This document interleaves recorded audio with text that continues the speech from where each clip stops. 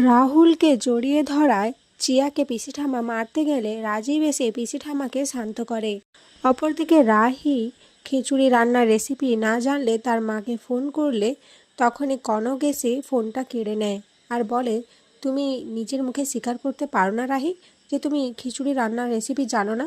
রাহি বলে, হ্যাঁ আমি জানি না এটা। কনক রাহিকে অপমান করতে থাকে। রাহি বলে, আমি জানি না, কিন্তু আমি করব না একবারও তো বলিনি। এরপর রাহি পিসি ঠাম্মার থেকে বুদ্ধি করে রান্নার রেসিপিটা জেনে নেয়। এদিকে চিয়া রাহুলকে বলে, তুই কেন এই মিথ্যে সম্পর্কটা জালে জড়িয়ে আসিস রাহুল?